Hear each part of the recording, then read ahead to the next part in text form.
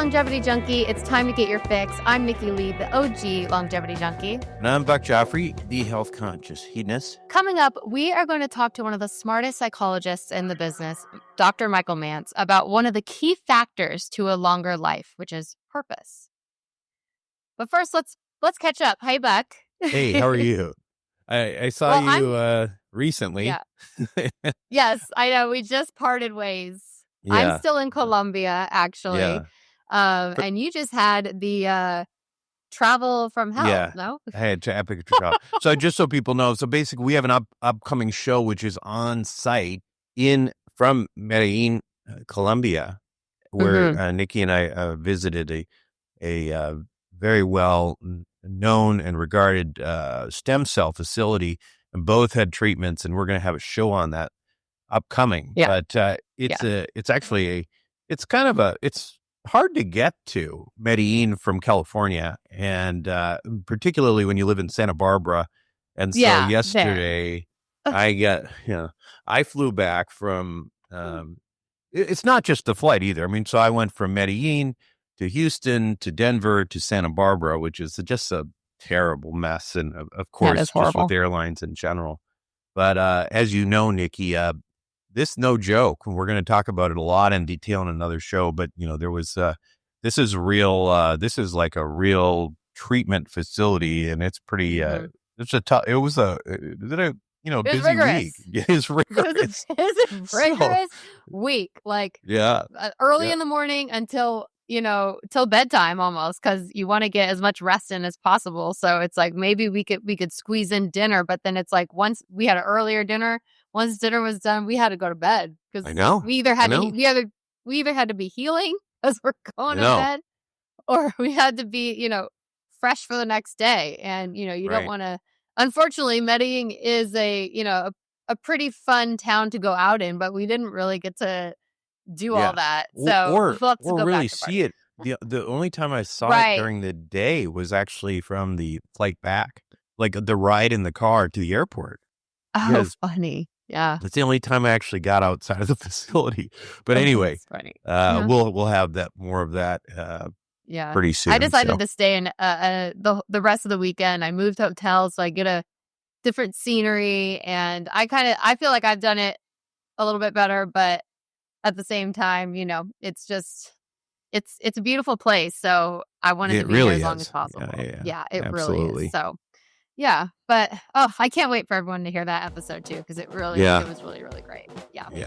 Okay, well, we're going to take a quick break, and when we get back, we're going to talk to Dr. Michael Mantz about the importance of purpose in our lives. Welcome back to Longevity Junky. Time for our guest interview. It's The Breakdown with Dr. Michael Mantz.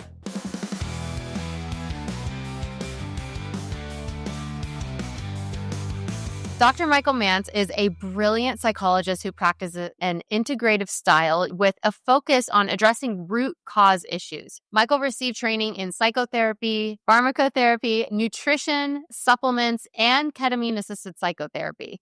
He's a friend of the show, and you may remember him from our special on hallucinogens. But what I wanted to say of why we're really bringing him back is throughout our episodes, we are a science-based podcast. However, we can't ignore the fact that longevity, when we talk about longevity, we keep hearing about like these psychological factors. In Dan Buettner's episode, for example, these people live to be over 100 years old, and we're trying to learn from them. And a lot of it was, they're happy, they have a purpose and things like that. So we definitely want to stay open-minded in this show. And so we wanted to bring back Dr. Michael Mantz and have questions that blend with science and psychology and practical advice to really provide a well-rounded exploration of why purpose is pivotal for health and longevity. So welcome back to the show, Michael. Thank you so much for being here. Thank you, Nikki. I appreciate that introduction, and I'm excited to explore this topic with all of you. Yeah, it's good to see you. Yeah, it's good to see you too, Buck. So we're going to focus on purpose. Can you define that from your point of view with all your training and everything from the context of human life and longevity? Is it different from passion and fulfillment? How would you define purpose? Well, for purpose for me, it's a tricky word, right? Like how to well Hmm. define it. But I think it's like getting a sense of what it is that brings meaning to your life. What are sort of the core undercurrents? And one can sort of explore their own personal history to get a sense of are the behaviors, what are the things that I do that light me up, that give me a sense of meaning, that give me like wake me up in the day when that are willing I'm willing to actually going through some discomfort because there's such a large driving force within myself that I'm willing to go through that discomfort to reach this outcome of helping, whether it's to help other people, whether it's to help a certain cause or whatever it is that sort of lights you up. But it's a very personal thing, and it's not something that we can just sort of like immediately just sort of bring out with us. It's also it Hmm. comes out from our relationship with other people, with the world, at large, and it's something that a lot of us struggle with, especially now because of what we hear about now is like this sort of meaning crisis that we're sort of in right now, Hmm. where a lot of us are not like we may be very active, we may be doing a lot of things, we even may have a lot of goals, like we just have a lot of goals but we're getting a lot of information from so many different sources, but it's hard to kind of find your sort of like your North Star. Like, what is really driving your behavior to do all the things that you do, to go through the pain of say learning something new and looking like a fool for a while and then learning and then gaining mastery from that. And so we are kind of like coming back to what does bring our life meaning. So I think purpose and meaning kind of come together is like, what am I here for? And you have to be careful not to get like too specific on that because just like life itself, we're evolving, we're adapting.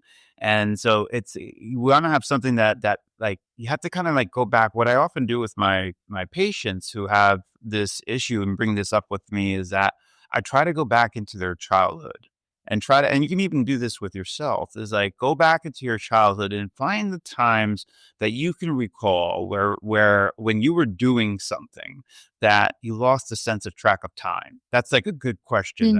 When did I like when I was involved, like time didn't even matter. I just sort of like got absorbed into it. I got in that sense of flow where I felt that sense of meaning, where even if it might have been a little bit uncomfortable, like we see like these really great athletes and everything like that who have to train every day. And even if they don't feel like training, what's pushing them to get them through, to get them to that point of excellence and things like that. So oftentimes when patients will come to me, where I see this most in my practice is in two different groups.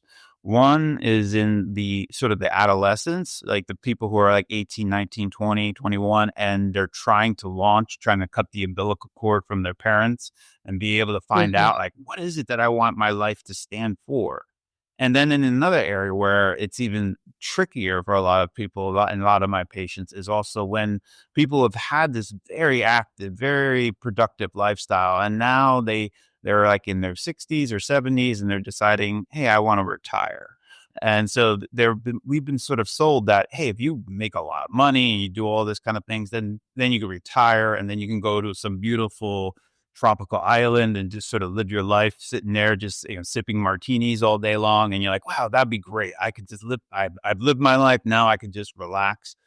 What happens though is at that end, a lot of those people who are super, what we call successful in like their business and their careers, but then they start to, hit retirement. And all of a sudden, maybe it feels good for like a month or two. They're traveling, they're doing all that stuff.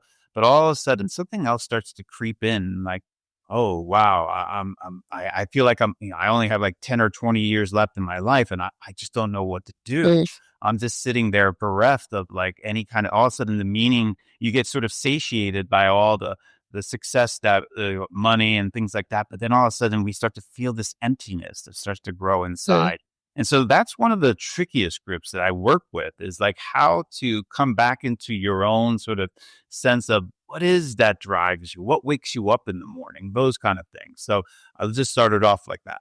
So it's sort of intuitively, I think about this dilemma that people have, especially later in life. And by the way, that in many cases is not always that late in life. You see very successful entrepreneurs getting, Mhm.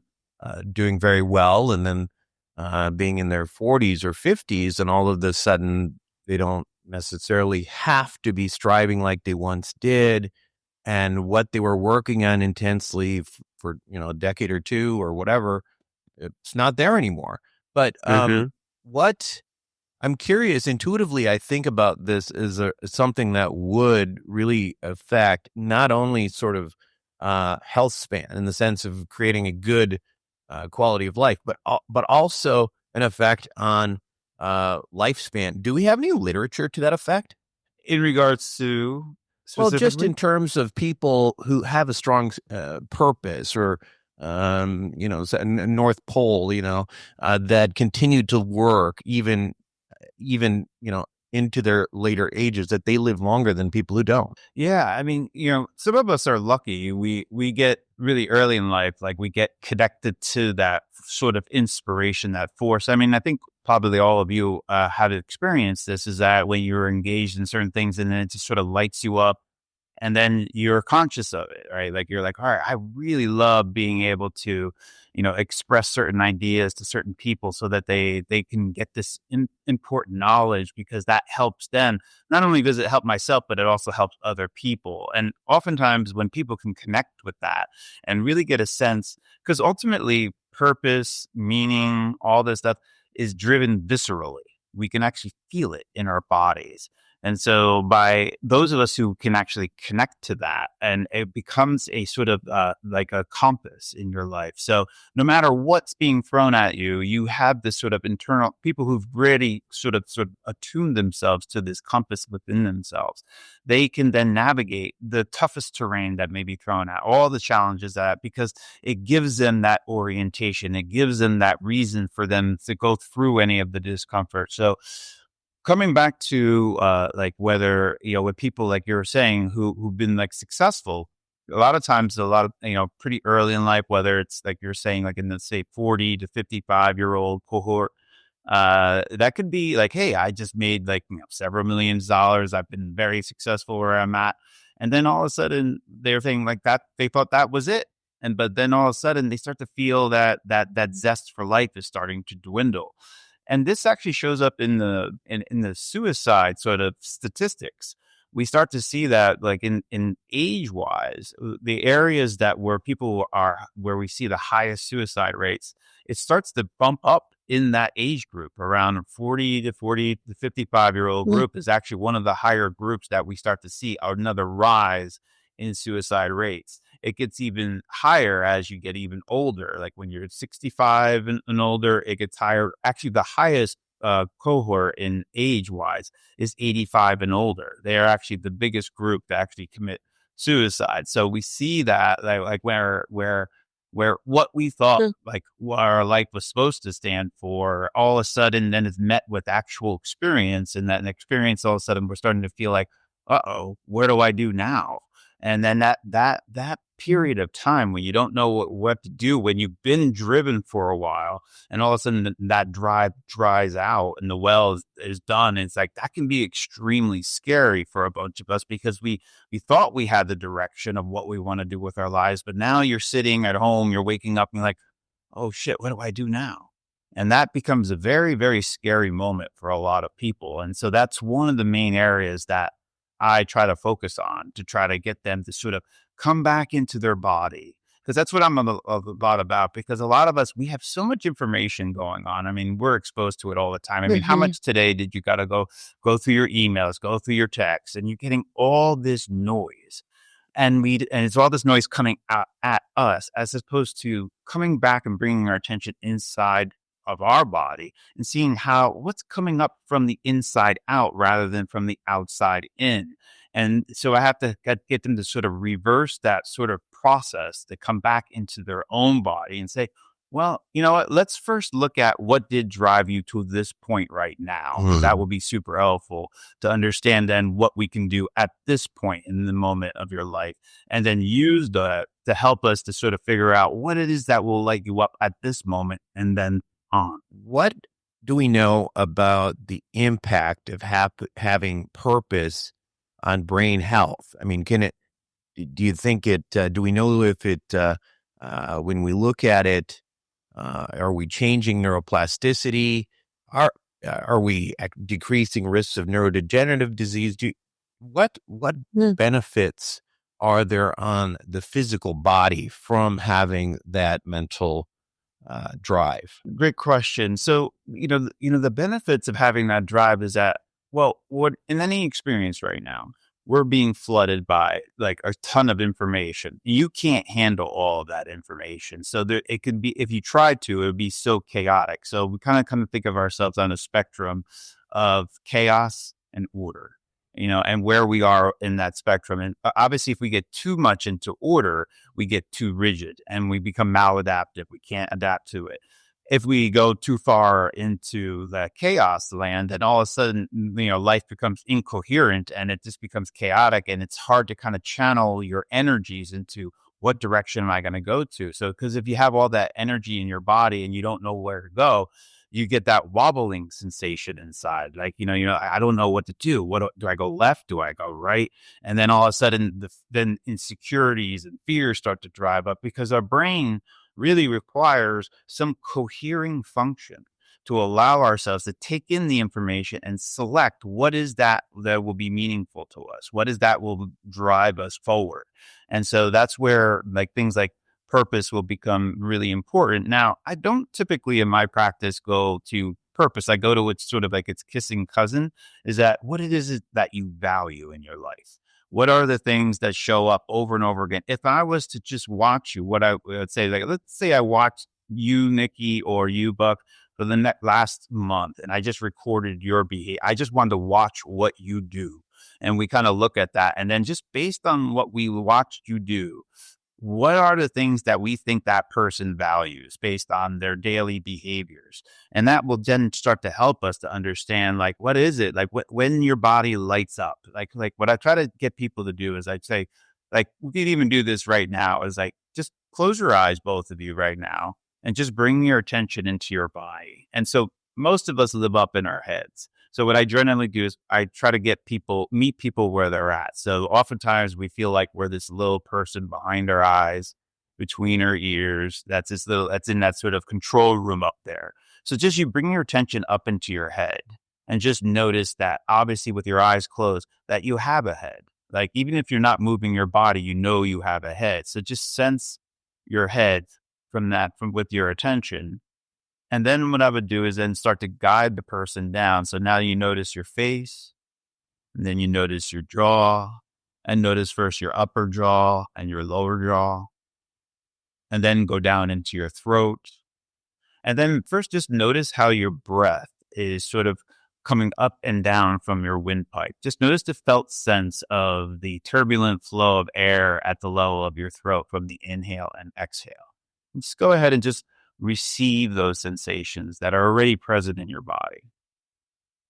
And then come down into your chest area. First, just notice how your clothes feel on your chest area, whether they're tight, loose, somewhere in between. Notice how your upper back feels, how it's being supported by the chair. And then allow your attention to sort of seep in and start to feel where your heart and lungs are. Now, only about 10% of people can actually feel their heart and lungs in that area when they're at rest. So, but just by keeping your attention there, just be open to the sensations that are present.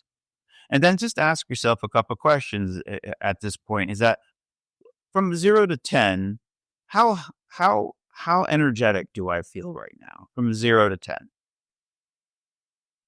And related to that is, what's my sense of vitality in my body right now? Do I feel like sort of tired and sort of like heavy in my body? Or what's the level of inner brightness right now in my body from a 0 to 10? And then just get the sense of weight of the body and just get a sense of that. And then I just sort of let people sort of end that particular sort of experiment. And that will start to sort of prime you to start to get bring your attention to what matters for you, because your sense of meaning, your sense of purpose, your sense of what's meaningful and valuable to you is coming from this central region in your body. You'll feel it generally either in your chest or in your solar plexus or in your belly. And you wanted to see, when does that inner brightness light up a little bit? Even just a little bit. That will be a clue as to what it is that drives you a little bit.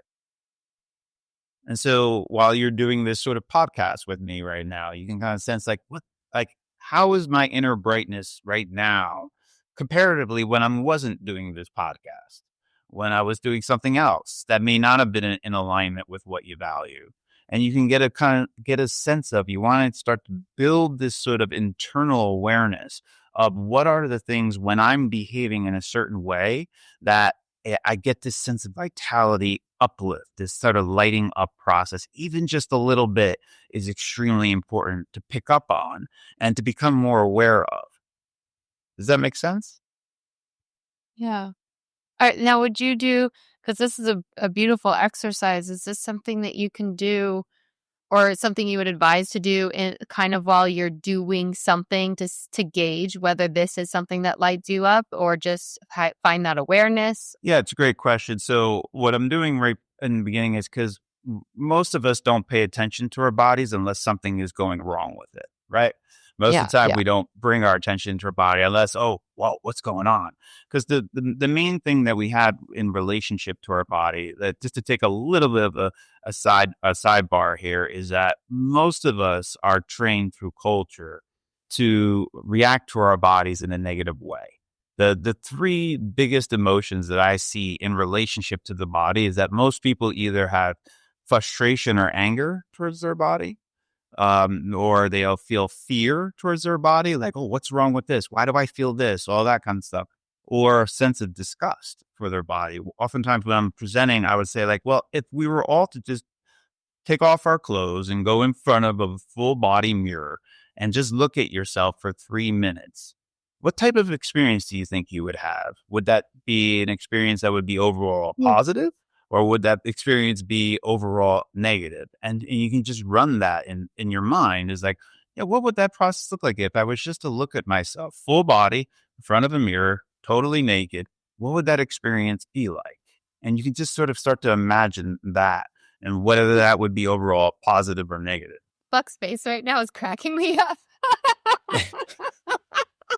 Well, I'm just like, but I'm going to do this. I'm going to do this exercise for sure. Well, easy for you. You're a model. But I have moments where, like, I don't feel comfortable in my skin. Like, I mean, yeah, truly, especially honestly, Buck, when I was trying all those different diets and things like that, like my weight has like fluctuated like within this past year. And I've had to come to terms with different sizes or weights or something like that. And so like I think this exercise is something, it sounds like you can do like all the time. And, it's not a one and doneer. What's the point of this particular, of looking in the mirror? Like, okay, so say a lot of people may have, there's a couple different parts, a couple different things that you said that I feel like are slightly different, because looking in the mirror for me, it would be a different experience than sitting here feeling, or on the daily basis, kind of feeling my body. Like, so most of the time, my real issue is just with some pain and stuff. I feel frustrated, right? Mm-hmm. But that's a very different experience than just staring at myself going, like can't I get rid of my gut or something like that? You know what I mean? So like, what are we trying to glean from that? And what can we do with that information? Well, we would want to figure out, let's say you had a cardiovascular problem. So perhaps we would want to do some testing on that and see what's your calcium score. Maybe we do a stress test of some sort, and we want to see how your heart functions when we're starting to push you a little bit more in this way. This one is starting to get you into, what is your psychological relationship with your body? What is that coming up? So I'm not prompting you to have either a positive or negative. I just want to see, when you have that experience, what's coming out. What are the voices? Because now what that will do is it will evoke some of this past conditioning that we have towards our own physical body at that point. Because if you want to think about it, if you want to have a high quality life, if underneath it all, the main drivers towards our own body, the vehicle in which we're riding this life within, is mainly driven by fear, anxiety, and disgust, Well, how the hell is that going to lead to a high quality life? These are going to be major friction points that are going to continuously slow you down, make you divert off what it is that brings you like joy and vitality in your life. And oftentimes it's like, what I see in a lot of people who actually become very productive and active in that way and actually lead very successful life, that a lot of times what's driving that is fear.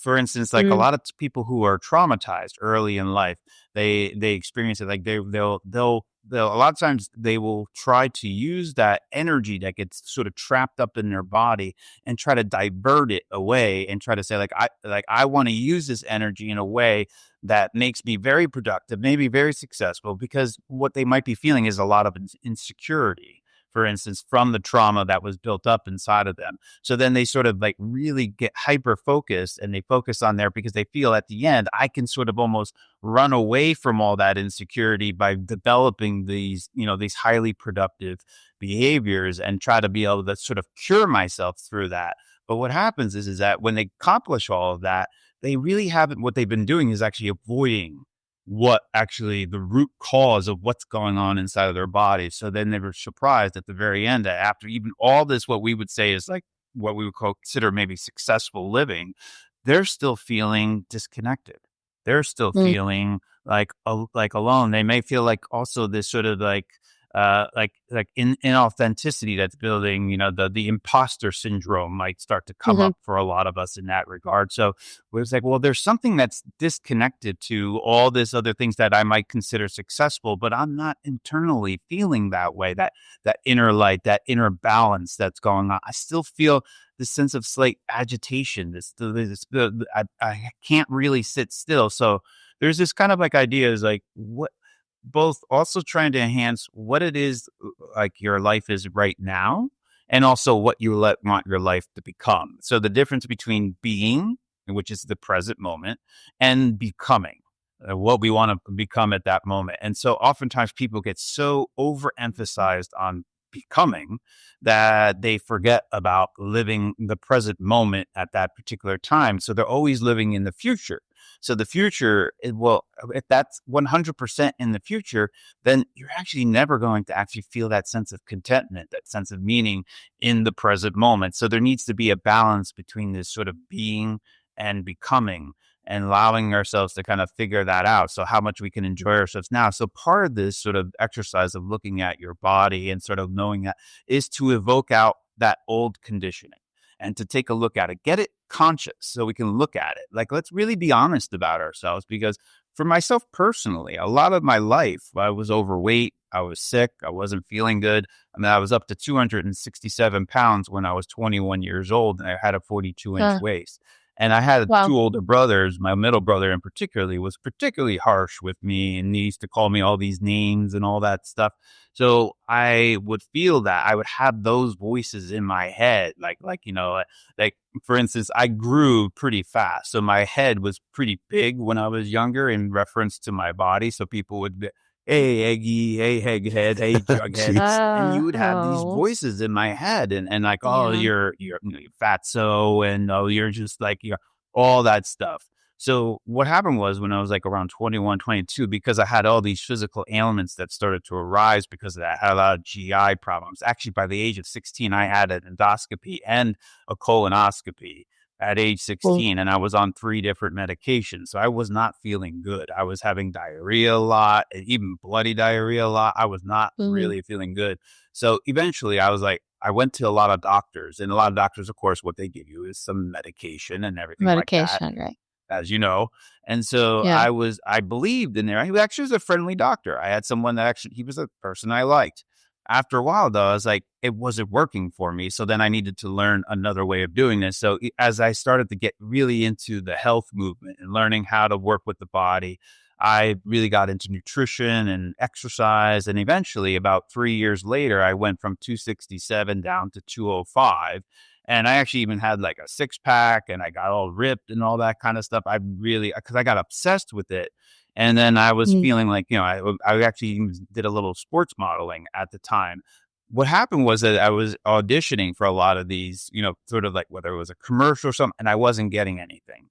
ultimately the person was coming up to me. He's like, you're not really confident right now. Like, you don't portray yourself as you are, because my mind was lagging behind what my physical body had become. I was still living in the old conditioning. I was still the fat, ugly, big-headed kid who was a doofus, as we use. We're Gen Xers, so that we use these kind of terms. Ah, that was a great term. I love doofus. I love that. I actually love it now. Me too. And so that was still running behind. And I see this a lot with a lot of models and a lot of things, is that oftentimes maybe, they still carry a lot of those insecurities and fears, despite what everyone else says, that, man, you're a good looking person. You can't think of yourself in that way. But when you do that sort of experiment, you start to bring out all that old conditioning that's still being running the show, because we need to bring that conscious, because if you don't, that's going to continue to be friction points. It's still going to be frustration points. And it might be, if it gets too high, overwhelming, and that might sort of dovetail you off of what it is that matters in your life. So is that something that you did, and do you do it over and over again? Because just 3 minutes isn't going to cure you, right? So Correct. Is that a way that you got your mind to catch up with how you physically were looking? Exactly. It's more like a stress test, right? That it's not that going in front of that mirror is a stress test. So it's not something like you have to do over and over, unless you want to continue. Like, if you didn't feel like you evoked all the conditioning out, and you want to be more conscious, because in order to change our conditioning, anything that's maladaptive, we have to first become conscious of it, because most of the time our body is running on habits. There's no way we can be conscious of all the things that we're doing right now. Like right now, we're just talking. You're not really thinking about like, well, which thought am I going to bring out right now? It's just sort of flowing out of you. So we want to be able to kind of sense up. We have to get back into what's running sort of almost on automatic here, that may be maladaptive, that might be dovetailing me out on there. So that's what that exercise is about. It's more of an experiment to sort of evoke out some of these habitual maladaptive patterns that we probably have accumulated over our life.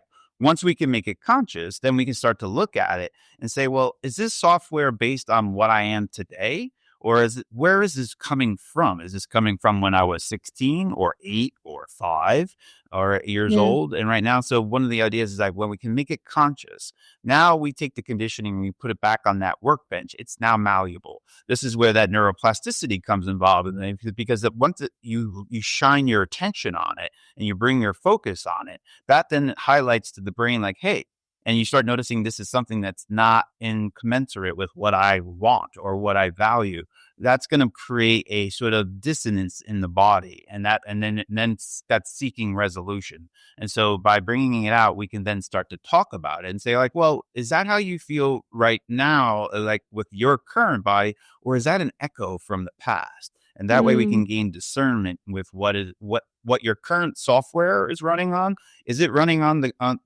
appropriately with how your hardware right now is? And if not, how can we close that gap? What's going on there? So we can update the software to your current level, so that you're not sort of getting dragged back into your past and not being able to propel yourself forward and allow yourself to really be the full expression of what you are today.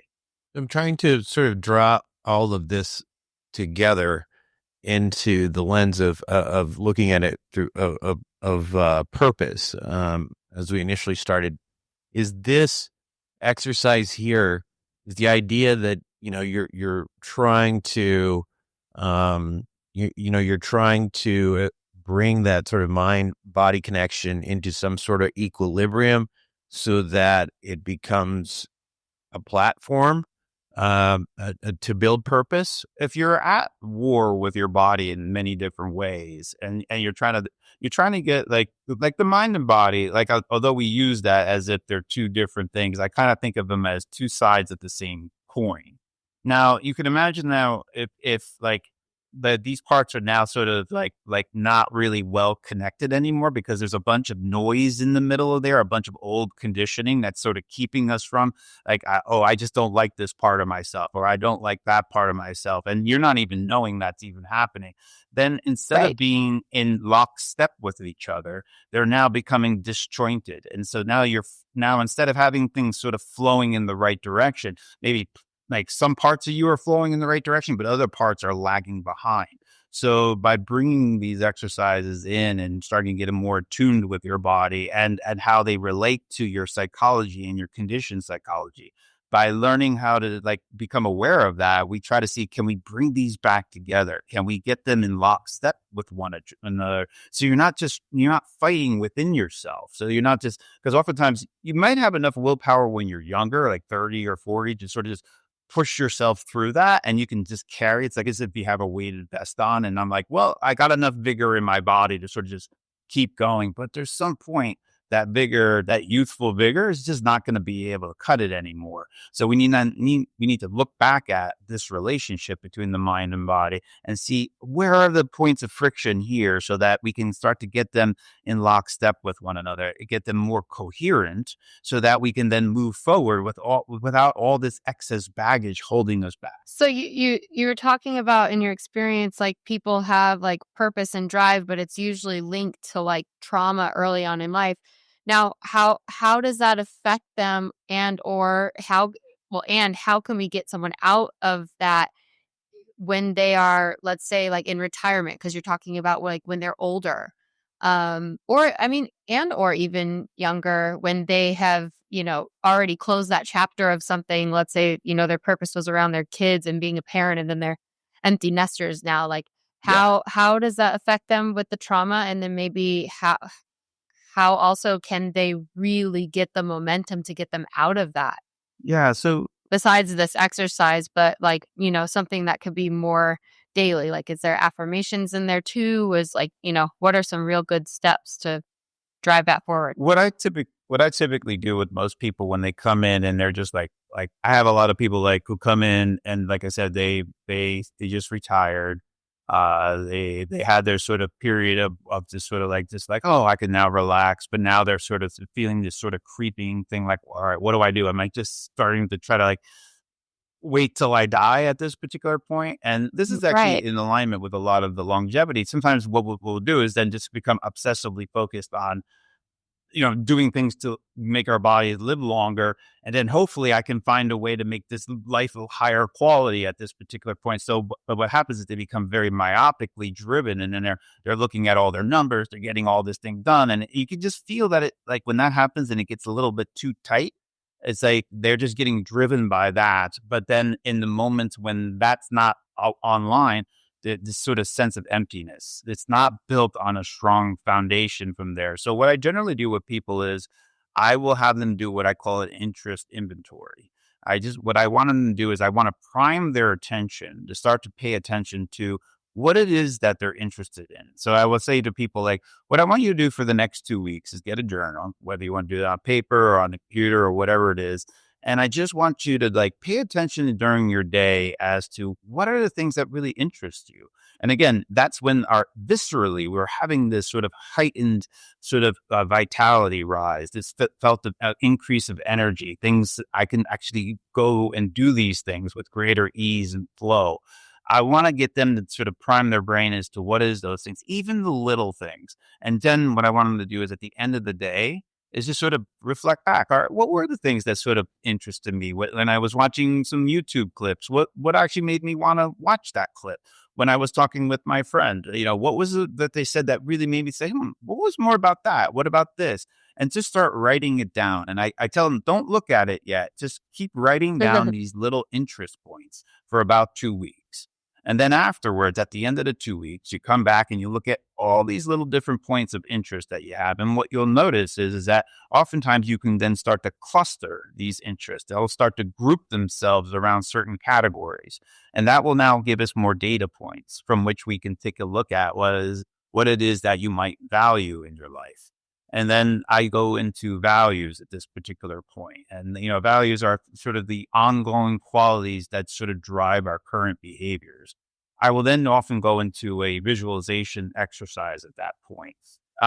Without going into the whole visualization, but I'll summarize what basically I do. And I'll generally have a person, first of all, again, connect with their body, because we often don't connect with our body, but that's going to give you, it's the nonverbal intelligence that really drives our decisions and our actions in our life. So oftentimes, when you're feeling yourself sort of like being inspired and you feel this expansion. in your body. Again, that's another clue of some. Do you feel more expanded? Do you feel lighter? Do you feel brighter? These kind of things. So as you're starting to get a sense of that, I will then sort of guide them into a visualization. What I often will have them do is say, I'll have them close their eyes and imagine themselves as their current age in front of themselves. And then I have them sort of then make your current image accelerate to you're about 90 years old. And then I wait till the person can do that. And then I said, now step into your 90-year-old self. And then I have them step in and I have them imagine that they're at their 90th birthday party and they're surrounded by their friends and loved ones. And one of their friends asks them to sort of give them, sort of toast for their own life. And that is how they lived at this 90-year-old age, how they lived a well-lived life. Even though you had ups and downs, pain, suffering, you felt very content at this point in your life.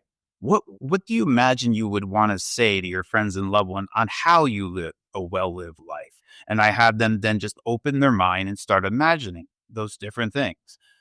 After they go through that, I have them then reverse it and have them say, well, now imagine one of your friends or loved ones is toasting you on your birthday. What would you love to hear them say about what they saw in you that was meaningful? That was something that sort of inspired them. What would you want to hear at that moment in your life? And so that really then sort of brings forth like what it is that's really important to you. And I have them sort of write all of that down. That's now primed their system. And then after you've done the visualization, I then sort of give them a list of sort of different values, whether it's like freedom, curiosity, authenticity, kindness, productivity, love for health or whatever it might be. And now that they primed their system after that visualization exercise, I have them choose what might be your top 3 values. And then I have them choose their top 3 values. Now, this might be their top 3 values, but it might not be. It's a hypothesis right now. So then I want them to kind of use experience to see what it is that actually lights them up. So after, say, for instance, someone says like, well, I really, I love adventure. I really like going out and traveling and doing all these kind of things. So I was like, all right, well, let's run an experiment. And I call this value sprouting. Conduct 3 different experiments under, say, this adventure value that embodies that value, and run the experiment. And I want you to be aware of your body and your mind as you're doing this little experiment to see, does this really light you up? You think it might, but let's use experience to really teach us. And so you have them run those experiments. I have them run it for that one value and the other value and the other value. And then they can get a sense of experientially really what it is that really then gives them that sense of that vitality, that sense of purpose, that kind of thing. And then eventually, if they'll find out, hey, maybe those 3 values are their core 3 values. Maybe they're not. And if they're not, then they can substitute. They can sort of switch in. And for myself, when I went through this process, actually, I had a therapist that did this with me a few years back. It actually took me about a year and a half of doing this kind of work to actually figure out, like, I had values that were valuable to me, but they weren't my top values. And then eventually I was able to, figure out that for me, it was like the sense of freedom, the sense of curiosity, and the sense of love. Because it was not my curiosity about health and body and mind and all that stuff. That was really important. The love part is that it wasn't just about me, though. I also loved about learning it because I was sick. So obviously I want some of it that was self-serving to try to get me to be healthier. But what really lit me up was that then I learned these things from going through my own problem, and I was able to share it and teach it to others. And I had this gift to be able to really help other people. That actually even rose my vitality level even higher. And I was paying attention to all of that. So that really helped me to understand that love, this connection, being able to share not only my curiosity and love for body, mind, and health, I was able to actually share and teach that to others. So that then really it became a clarifying point that even when I had all the struggles and problems and all the noise that keeps coming out as it tries to divert us off, anytime I felt diverted off, I had this, I could feel this undercurrent that was sort of saying, hey, you're veering off course. So you can be able to come back to your body, figure out, and then get yourself back on course. And then ultimately you start to notice, yeah, I start to feel better again. I start to feel more coherent, and that will help them out a lot. So that's some of the processes that I go through to try to help people awaken themselves in this way. What do you do when you when you have the situation, which I'm sure you've seen it many times, where the things that light you up, you feel like you can't really do them anymore, or that ship has passed, or boy, that would be a crazy shift, and I don't think I can do it because I still have kids, and like, so what do you do in that when you run into those kind of roadblocks? Well, we're motivated by both pleasure and pain, right? So we can take a look at their pain points and what it is that's driving that, because that also has meaning in it as well. So we can take a look at that, but we can also see, is their sense of purpose too narrowly focused, or can we broaden that out a little bit? I mean, I guess an example that you're sort of sort of alluding to is like, let's say a professional athlete that does really great, and they're playing the sports, and then they're doing really well, but now they're 35, 36, 37, and maybe a lot of people are then no longer playing professional sport. They had their whole identity wrapped up in that, and all of a sudden they're like, well, I can't play that sport the way I used to before. What am I going to do now? Now we have to go back into, well, it wasn't just playing that sport that lit you up. There was something else about that. Let's explore what it is that got you really into that sport. Like, what was it? Was it the camaraderie that you had with other teammates and all that stuff? Was it the love of discipline and being able to have this sort of like this focus and being able to have these routines and getting better at it and noticing that kind of thing? So we want to look at the substrata that was driving that behavior, and then try to broaden it out a little bit so that it can be more flexible. So even though you may not be able to now play the way you used to, perhaps now there's still a love of being like with other people, connecting on a single focused goal on that drive. Can we extrapolate that and apply it now to your life at this present moment? So we can always take that sort of, broaden it back out, and then extrapolate the core principles and then reapply it to their current situation so that it has some flexibility, so it can adapt to down. My body is changing. I can't now play with the major players, but maybe I can be a coach, or maybe I have such great like love for this game. I actually understand it in a way. I've experienced it in many different ways in my own unique way. I can maybe share that with other people, maybe inspire them to start playing basketball or whatever sport it might be. That came out because that was my main sport, what I played. And that's something that can light them up again. And then they start to, and the idea is that you have to be willing to experiment again. You have to be willing to be the fool again in order to gain a new mastery in that particular process. But we can use what did work in the past, broaden it out, readjust it, and then adjust it to their current level. Then run the experiments again, check in with their body. That's your quality assurance measure. And then that can allow you to figure out how to make these shifts during these different phases of life. Can having a strong purpose mitigate the psychological effects of chronic stress? Absolutely. Because when you're really connected viscerally to a sense of purpose, a sense of meaning, what it is that matters. Like, I'll give it to myself. Like, I'm almost a compulsive teacher. I just love to teach. My parents were both teachers. And for me, because of my early life experiences with being sick and overweight and not feeling well, I got really interested in health because I could feel that was holding me back. So I got like really obsessed into learning about how, in fact, even 8th grade, like my major project was somewhat related. I actually read a book, Life Extension, which was involved with Dirk Pearson, Sandy Shaw in longevity and about using vitamins and nutrients, because I was already in the medical system. I was using these other like sort of prescription medicines. I knew it wasn't leading me to where I wanted to go. So I needed to kind of started to focus on all of that. So then I got really into health and nutrition. And then just naturally people would ask me, they started seeing me feeling better, acting better. Like, what are you doing? Like, how are you doing that? And they started to sort of teach them, in that regard. And so then I really realized that I was always like, I was most alive when I was actually teaching other people how to get healthier, how to renegotiate their relationship with their body. Cause I had a lot of hatred towards my own body, a lot of anger, frustration, and disgust.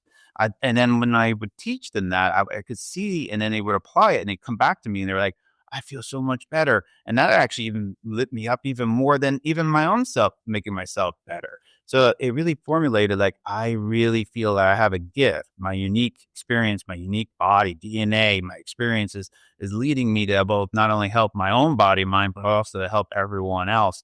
And so when I go through different periods of suffering and discomfort, I come back to that core, the core purpose, core meaning in my life. And that makes it easier to actually face that stress and that challenge. Because if you're just facing the stress and you have no idea what's driving you to even want to face that stress or go through that stress, there's nothing that's helping you to push you through it, to help you pull and push you through that quality. You're just sort of like white knuckling it. You can do that for a little bit, but eventually you're going to dry out. But if you can tap into that thing that lights you up, I mean, I think a lot of you probably both have faced this. When you can kind of tap into that, you're willing to go through a lot of stress to go through that. You're willing to go through a lot of different problems and challenges because it matters so much to you. I mean, how many times, like, for instance, like a mother who really takes on that role and really cherishes the love of their children, how much time, how much pain, how much suffering they have to go through, how much stress, the worry, everything like that. But when they really connect and they can feel their body like this, my son and my daughter just really matters to me even more than my own self. I'm willing to even sacrifice myself for that, because a part of the idea of purpose is the willingness to sacrifice our own personal self for something larger than ourselves, to connect to that larger part. That will then help us propel us through almost any stress that we face. You're connecting this mind-body connection. And I do know that even as like when my grandma, like when she was on her, when she was in hospice, it's like she would fight for it. But once she lost that like will to live, you're kind of talking about like the will or the purpose. She like the decision was done. Once she didn't have that will anymore, then she left us. Like it was it was very powerful. It was very, very powerful. I was wondering if like with that kind of like that with that longevity, does purpose have measurable effects on like the immune system? Like, is there maybe some evidence or even research on that?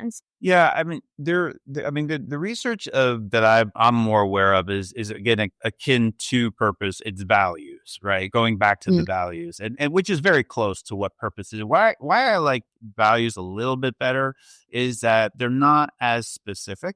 They're a little bit more open. They're a little more broad. In fact, because oftentimes when you get into the highly productive, like the highly, like even the health, they always want to say, "What are your goals? What goals are you setting this year?" We just had, New Year's right now. What are your goals? Right.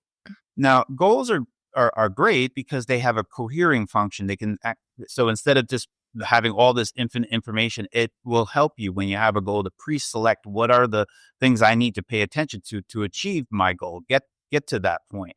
However, if you're just creating some goals without any sort of underlying undercurrent, like, well, why do I have these goals? Why these particular goals am I having in that regard? We want to get a sense of take that step back into what it is then what we value. And the values, instead of being sort of like an endpoint, they're more open-ended. They're like the way I think about it, they're like a compass in your life. Like if you were lost in a forest, and you're like, oh, what do I do? But the only thing you did know is that if I can go west, I don't know exactly where to go, but if I keep going west, I'll eventually get out of this area of mine. So if you had a compass to guide you that way, it may not give you the exact direction, but it gives you the basic direction of where I need to go to eventually get to where I want to go, to get out of that particular forest in that example. So that's what I like to be able to get people back to, is like, if I know for myself that I'm now getting a little bit too much noise coming in, I'm also starting to feel a little bit off and all that stuff like that, then I start to go back where, what is it that I value? What is it what are the compasses that can help me? I'm feeling lost right now. Can I start to reconnect to those? And by doing so, and how do I know? Because my body will tell me so. I will feel that sense of light. I will feel that sense of vitality rising in your body. What you were bringing up in the research in that way, we see with values is that once we get those core values that I was talking to you about, like once a person understands their three values, then I have them do what's called a value review. Is that just a brief, like 2-3 minutes in the evening and well, how much of your day's behaviors today, if someone was just to follow you with a camera, would be in alignment with those core three values? And that way you can start to get an idea of what it is, like, how am I living my life? And that will help you to get a good understanding and how to get more of your behaviors. And now you're using intentionality. Now you're using your conscious awareness and priming.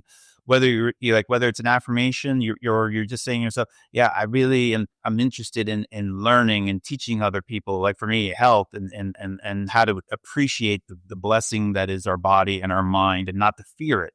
And that way it'll come back to me. So for instance, like I recently hurt my knee. And I'm still rehabbing. It's been a really pain in the ass to be able to heal. Yeah, knees suck. And I was getting more. Eventually, after month 2 of not being able to respond, I was starting. Some of the negative self-talk was starting to kick in. Some of the fear was starting to kick in. Some of the frustration was starting to kick in.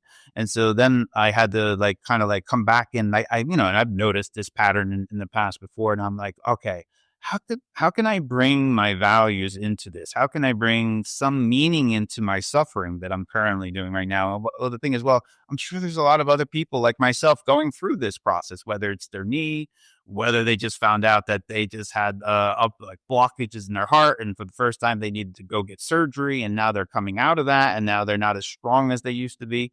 So I can see it from a bigger picture now. It's not just me and my knee. It's me and all the people I care about. And that if I can actually learn how to do it for myself so that I'm not just making this up abstractly, it's actually been born out of experience, and I can extrapolate that and be able to teach other people, then all of a sudden it just started to change that negative self-talk. Like, why me? Why did my knee get this way? Why isn't it healing correctly? It was more like, wow, I know a lot of people are experiencing something like this.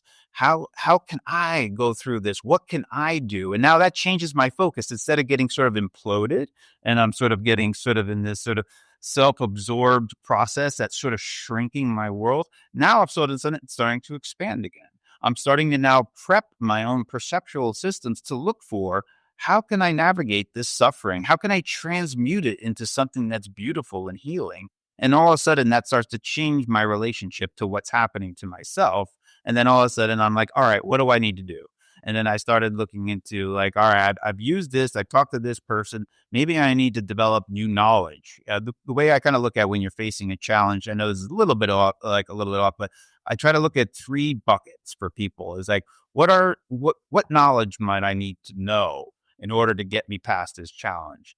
What skills may I need to develop in order to help me through this challenge? And also, what are the resources I may need to add to how do I construct my ecosystem? Because a lot of us, we get too much into that. Well, we have to do this all ourselves.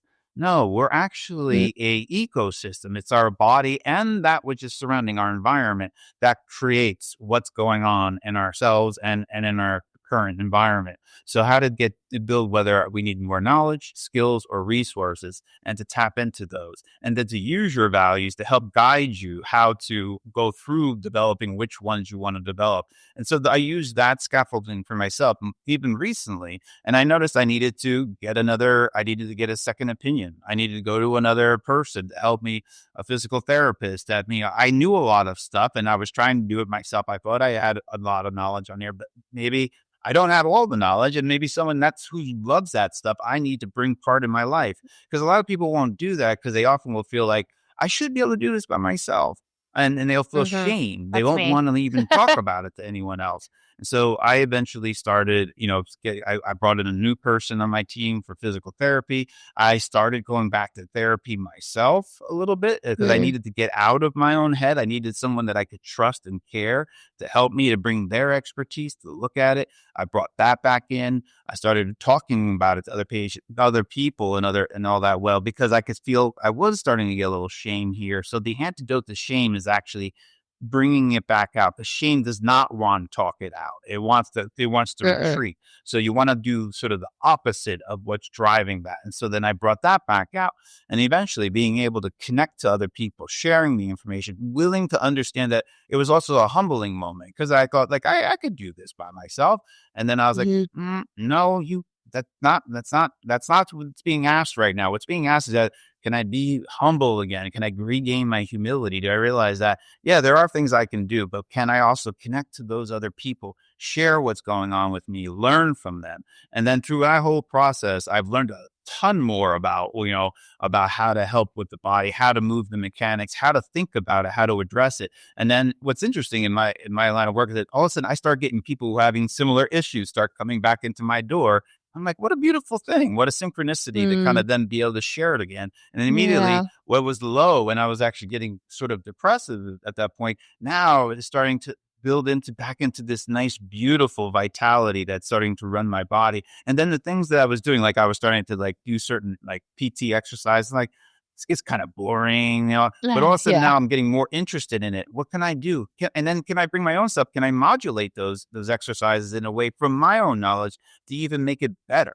And can I apply that to other people? So now that just changes it all around. And so that's how you can sort of use like your own sort of pain, what's going through or and how you can then transmute that when you know what it is that you value. They become your compasses to reorient you, to pay attention to what it is that you may need, the skills, the knowledge, the resources that help you to propel you forward. And then you're back on track. Tell me if I'm wrong, but like purpose, like there's so many parts to it, but do you think that purpose can be considered a form of like preventative medicine? I think it's essential. Reduce like the need for medical treatments or anything like that? Yeah, we do see that there's a therapy that really got me in tune. Again, my own is akin to more value work, which is sort of akin to a purpose itself as well. And that is that when we see is that when they've done studies and they look at people with like what it is, if they can find out what it is they value, and then they have them and then see how much of their behaviors are in alignment with like value guided behavior, value guided action. And we see that actually can be helpful. It's been applied to depression. It's been applied to anxiety, which are the two biggest categories that we suffer through mentally. That when we are more conscious of that, when we apply it, when we're willing to kind of like step forward and be open in that way to kind of first look at our pain points, look at the past conditioning, but also then filter it through our value system, that we notice that the more we guide our actions through our values, we see that depression scores will drop down, that people will start to feel better, that a lot of times people don't need medication or anything like that they actually can propel them through, or at least keep their medication as low as possible. Again, we don't need perfection here. We don't need like some sort of ideal in our head. We just need to be able to follow through, which again comes back to our visceral response. Your body, like our brains can bullshit the hell out of us, especially the smarter we are, the better we are at bullshitting ourselves. So the key is that, but your body won't bullshit you. Your body will always tell you the truth. If you go into your body and you're being honest and you can sense it, it will tell you the truth even when your brain is bullshitting you. So this is your quality assurance manager. So if one thing I want to highlight in this show in regards to purpose or values is that the more you can live obviously according to those values, but the more you can just touch in. Again, as in the beginning, it's like, well, how often would I do this particular practice? Well, eventually as you start to kind of feel like, even we're just talking about it now, I just say just every now and then for like a minute. I like short practices, because when I try to give people like 10, 20 minute practices, good luck with they lose it. But if you can do a minute check-in or a 2-minute check-in and just sort of see where you're at and get curious about it, because it's really interesting. It really is interesting to see, like, I don't know what's lighting me up yet. If I haven't been aware of it, you can discover that. It becomes a call to adventure. Like, I'm going to look into and then explore these different domains and see how they respond to me. That's interesting because I don't know yet. It's like, and it's something that's so important because it doesn't just affect you. It affects everyone around you. Just like when you probably had with your grandmother, it probably impacted you a lot when she had that sort of shit. It probably I could sense when you were talking about it, some emotion was still coming up in that regard. And so then you can then sort of mind that for yourself. It's like, what that mattered to me a lot. What was it about that really mattered to me? And what can I learn from that experience that I can use for both myself and then eventually, because obviously you're on a platform, I can then give to other people. So it's not just sort of like Mm, concentrated on me, it's on the we. It's on the full mm, community of ourselves. And that just really allows us to sort of open up, and we expand when that happens. You can feel it yeah. in your body when that happens, and we expand, and we're able to then tap into that. And then you can turn what something can look like ugly and suffering into something beautiful. That transmutation is one of the things that really lights me up the most, is that, when we look at suffering, one of the things when I'm working with patients, one of the earlier mistakes that I was making is that a lot of us when we're younger, we get sort of maybe Buck, you could relate to this as a doctor as well. We get into sort of slightly messiah complex. Like we want to just be able to save people. We see the people, Mm, and in some ways it's built on care and love. But I want to be able to save these people. But sometimes we try to do too much. We want to take over and try to be able to, try to get them over there. But then that fosters dependence rather than independence. And so one of the things is Ram Dass used to say, you don't have any right to take anyone's suffering away.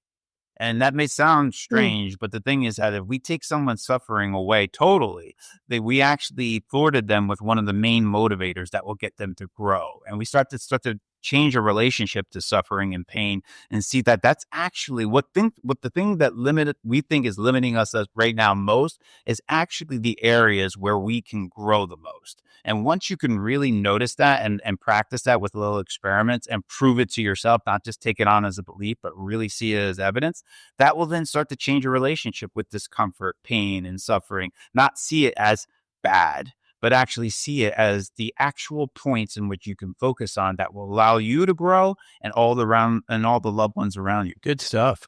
We've been going obviously for quite a while here, and so at some point we need to let you get on with your life. And I guess you're based in Santa Barbara, of course. People could come see you. yes, please. How can people come see you? Yeah. Well, I mean, there's different things that are available. Obviously, anybody in California, for me to be in sort of like, because I'm a medical doctor, I'm a psychiatrist. So obviously I'm licensed in California. So I can only do See. medical stuff in California. That said, I also do like brain health and mind health consulting, where I can Well, act as a consultant. So I can't prescribe, I can't do doctory things, but for other people, because I had patients after a while who moved out of the state that Sure. I'd been with for 3 to 4 years, or go into another country. So then I was able to start to develop a little bit of a consulting practice where I could just be sort of like a mind or brain health consultant. So people can come on board on that regard. Now I can review stuff, but obviously I can't do prescribed medicines. But what I like about that is that I like those constraints, because then I like to be able to see what I can't prescribe now. So what can I do? And so it's a challenge for me, and it's Sure. really helpful. And then often I can work with, if they're willing to, with their own doctors, to be a sort of like like me, when we consult out to a specialist, and that Yeah. specialist then can give recommendations back. I can work in that mm, capacity. So that as Right. well. So I Right. have a handful of clients that could also do that. So whether that person is outside of California, they can then potentially enter into a consulting kind of sort of arrangement with each other. Or if someone's in California, then they can simply just contact us at our website or on our phone number, Santa Barbara Integrative Psychiatry, and they can allow us to be an actual patient in that regard, or if it's consultant, it's a client. amazing. Well, good. That's great. This has been a fantastic show. Thank you, Dr. Michael Mantz, Santa Barbara Integrative Psychology. Yeah, I'm Or so glad to sorry, be here with you Santa guys. Barbara Integrative Psychiatry. Sorry, I said psychology. It's all right. We psychiatry, psychology. Well, well, People still. I'm kind of both, I'm so an it's okay. MD, so it makes a difference to me to get it, Right. get it right. But So, I do want to say, after our hallucinogen episode, I did have a couple of friends that were like, I want to go see him for like the ketamine. yeah, And I for will sure. say Yeah, that as like in our New Year's like wrap up show or whatever for the end of the year, I was like, I think I want to make a declaration of 2025, do a ketamine with Dr. Mantz. So I really want to do that with you, because absolutely. ketamine from our episode was so moving for me. And I just I even called around LA and they don't do it the way you do it. And it felt Mhm. like your method would just impact me a lot more. And I feel like I would. So I wanted to make sure you were aware of that I'm pushing that towards you. I appreciate that. Well, I appreciate because you're right. It's sort of like a wild, wild west out there. A lot of Yeah, people it who are is. not trained, most clinics are, I don't think are run by psychiatrists. Most Mm-mm. clinics are run by anesthesiologists, ER Mm-hmm. doctors. Now that could be okay, but if they don't have actual mental health, because I actually get a lot of people who went to some clinics that didn't have the training, that didn't understand how to utilize, like how to work with trauma, because oftentimes these things, these, as you know, if you've done some other psychedelics, they can come up, they can really bring up some pretty powerful things. And it's so dangerous to do that without people who understand how to handle that, how to handle in a crowd, whether a person sort of like totally depersonalizes, which can happen a lot with these, like they totally feel like outside of their body and are almost catatonic.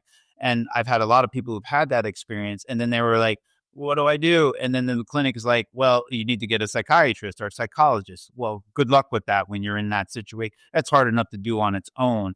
But it really has to come back to that. These are powerful tools, not just to use them just to blast neuroplasticity, because neuroplasticity itself may be positive or negative. Actually, addiction is a form of neuroplasticity. So you're opening your mind in that situation. And so if you're, I mean, Buck, you neurosurgeon, like you, if you're going to get my brain surgery, you want to make sure that person knows what the hell they're doing. And that's what these psychedelics are. That's like mind surgery. So you want to make sure that you have the person who can know when, if an urgent issue or something going to happen or something pops up, that I'm in safe and secure and trusting Yes, hands, because if not, exactly. you'll re-traumatize yourself. Right. And then to use these Exactly. tools also for optimization is really interesting as well. Yeah. Well, good. Well, thank you again. It's great having you on the show. Thank you. Thank you again. I Great to appreciate you see. guys inviting me on. And anytime you want me, I love this stuff. This, again, it's in alignment with my purpose. My value is to really share this information. I hope Yeah. you all, learn something from that. I learned from you guys and I learned from all of this. So thank you again for having me on. I really appreciate you Thank both, you. Nikki and Buck. We're going to take a quick break and we'll be right back with our healthy takeout. Welcome back to Longevity Junky. It's time for our healthy takeout. So what'd you think? I know you loved it, right? I love Michael Mantz. I'm always Yeah. obsessed. The thing is he always makes me get so in touch with my heart. Like I don't know if anyone will notice, but I was like totally crying and tearing up at the part where he was saying he has his patients, go in and have that mind body connection and start to visualize when they're like at their 90th birthday party Yeah. and they have their friends around, and when their friends are like toasting and what they're saying about that person's life. And then if they flip the script and then the person is, giving a toast back or thanking the people that came to their 90th birthday of what they would say about their life that they were, so grateful about or whatever. And I started to think about that and I'm like, I started tearing up and I mean, it really made me understand a bit more already in real time what kind of more my values are. Like it's very so I'll be very vulnerable right now.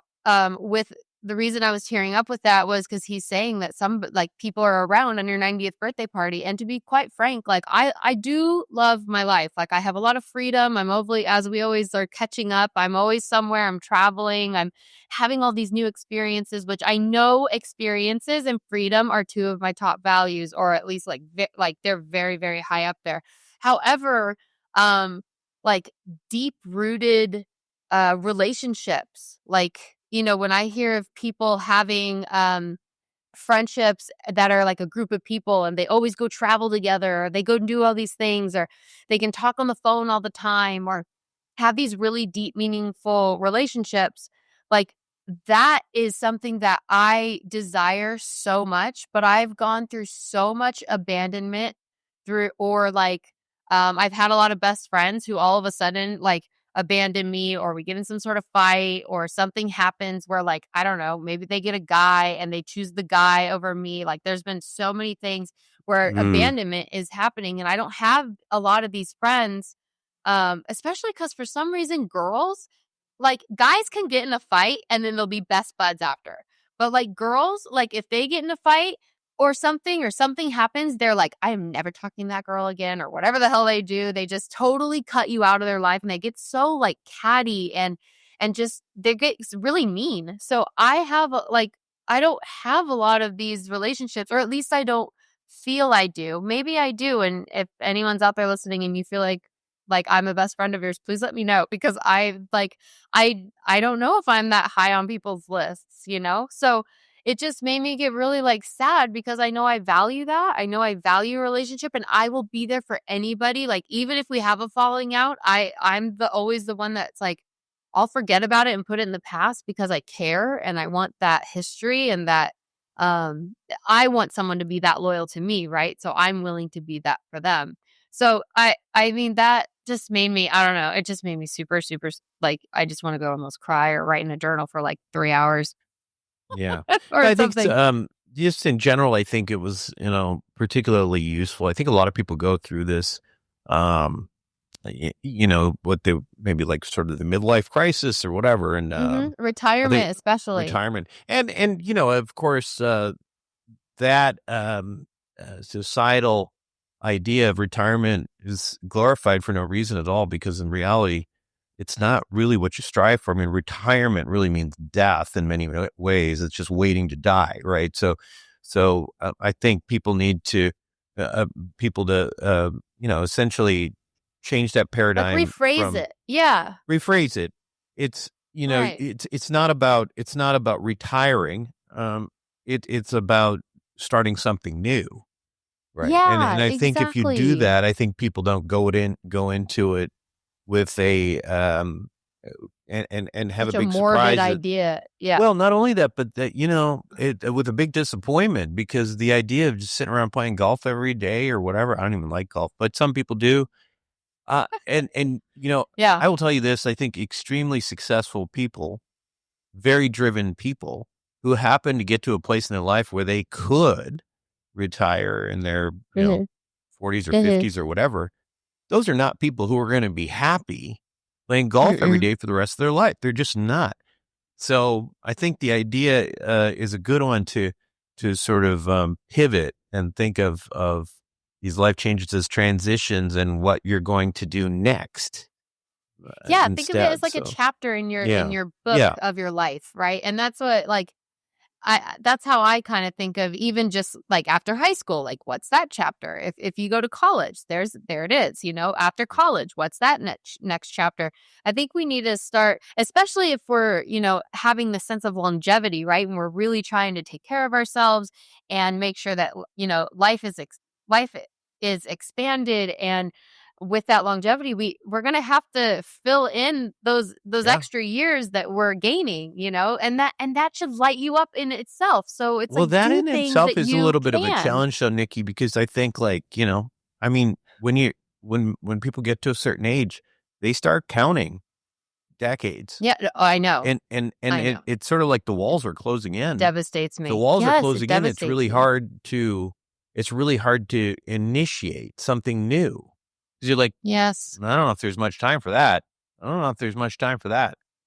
I That's know really how the you're challenge. feeling. I And mean, so it's interesting because yeah. So I well, think how do that we how from this conversation, like, do you have something that might be able to um not make people feel like the walls are closing in, or find that light? Is well, I it think there's to some degree you're gonna have some limitations with age at any given age, okay, right? I yeah, mean, respectfully. I don't feel that old, but there's certain things I know I cannot do for sure. For example, I cannot be a professional athlete anymore, right? I'm Mhm. that ship has sailed no matter what. I could not do that, but that's fine, and it doesn't mean Mhm. I can't, you know, do certain sports or whatever. And I think just trying to reframe what you actually can do and Mhm. trying to identify those things is really is probably key.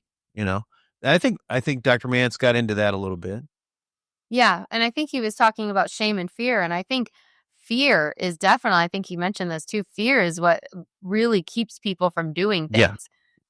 yeah, And, ugh, Yeah. I mean, and I've heard that. I mean, personally, I keep hearing it from my dad, and it breaks my heart, Well, again, it's, if you come at it with, I've only got so much time left, that's that creates a lot of pressure, and it sort of becomes like, what's the point, right? Yeah, but how can we change that POV, Yeah, well, I think that's what Mantz was talking about, right? That whole Well, thing of trying to finding the work through it. values So, and yeah, right, finding the that, little things that do light you up. And it's true. I feel like when people are at that point of the walls are closing in, or countdown till the day I leave this earth or whatever, we do lose our being in touch with our bodies and how our bodies feel. So I think that was really important too. I take that away a lot, to not lose that, and or really bring focus on strengthening that, even if, like, because I know I wasn't having that for a while, I was in denial even of any of that. And so it was funny. He mentioned the whole, like, take off your clothes and look at yourself in the mirror. Now, like, we can all kind of laugh about that a little bit, but at the same time, like, it brought me to, so I've been on like a self-love, self-healing journey, especially last year and the year before. And I remember a doctor telling me to look in the mirror and look into my eyes for 3 minutes. And so this kind of like made me feel like, oh, this is very similar. But it was look I think that would into, like, freak me out. really. But what happens, and what the point of this is, what happens is you start to see yourself as, like, as a person. Like, you start to have this compassion for yourself. You like start empathy. to see like yes, and you start to really understand your essence. Like the essence of you, like that deep part of you, what really matters. Like, when you walk into a room, like, what kind of essence, like, what are you bringing to the room, right? Not seeing it as anything else, but plainly, like, that essence. So it's really to connect yourself, like, to connect you back with yourself, have that compassion and have that depth with yourself. So yes, this is a whole kind of another step, or it has a different, almost similar outcome in a way, but it's it's a different reasoning behind it, intention. But it reminded me of that, of, like, really just getting in touch with yourself, and, like, be curious about what lights you up, which I love that he said. Like, be curious, and start to see how you can really make yourself happier, or feel lit up, or feel like you are living in your value. And it's very important. It's something we lose all the time. We get on this hamster wheel, and that's, like, just kind of all we do. And that's usually our job, right? And then, like he was saying, then you can lose your job, and that's part of your identity, and then you're lost. So it really, you have to be able to just remember to bring it back to yourself, and your connection. And I thought that was, I feel like that's one of my biggest, like, takeaways. Great. You want to read us out? Of course. Longevity Junky is created by Dr. Buck Joffrey, MD, and Timothy Fonara. It is executive produced by myself, Nikki Lee, Buck Joffrey, and Timothy Fonara. The show is produced by Pretty Fast, and Phil Ferragamo is our producer, and original music by Alloy Tracks. We're distributed by our friends at Acast, and see you next time.